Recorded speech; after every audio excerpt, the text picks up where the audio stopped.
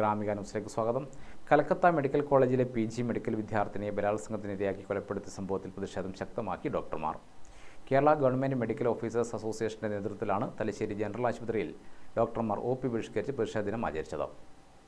IMA സംസ്ഥാന secretary doctor K. Sasidharan ഉദ്ഘാടനം ചെയ്തു. ആശുപത്രി സൂപ്രണ്ട് ഡോക്ടർ VK രാജീവ് അധ്യക്ഷനായി. നമ്മുടെ പ്രിയ സഹോദരി ഡോക്ടർ വന്ദനാദാസിനെ നമുക്ക് നഷ്ടപ്പെട്ടതും ഏകദേശം ഇതേപോലത്തെ ഒരു സാഹചര്യത്തിലായിരുന്നു.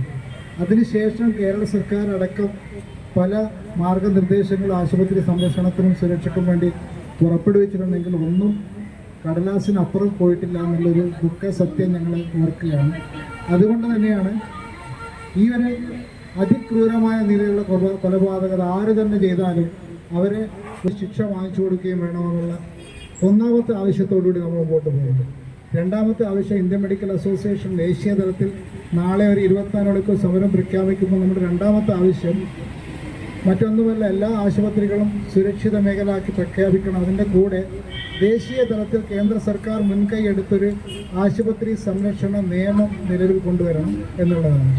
KGMOA ജില്ലാ പ്രസിഡന്റ് ഡോക്ടർ VS ജിതിൻ, ഡോക്ടർമാരായ P. ശശിധരൻ, അഭിലാഷ്, പുഷ്പരാജ്, മീനു, KGNA ഭാരവാഹി PP ശ്രീജ, NGO യൂണിയൻ ഭാരവാഹി P. ജിതേഷ് തുടങ്ങിയവർ സംബന്ധിച്ചു. ശനിയാഴ്ച IMA പ്രഖ്യാപിച്ച സമരത്തോട് ഐക്യപ്പെട്ട് അത്യാഹിത വിഭാഗം കിടത്തി ചികിത്സയിലുള്ള രോഗികൾ എന്നിവർക്ക് മാത്രമേ ചികിത്സ നൽകുകയുള്ളൂ. OP പൂർണ്ണമായും ബഹിഷ്കരിക്കാനാണ് ഡോക്ടർമാരുടെ തീരുമാനം.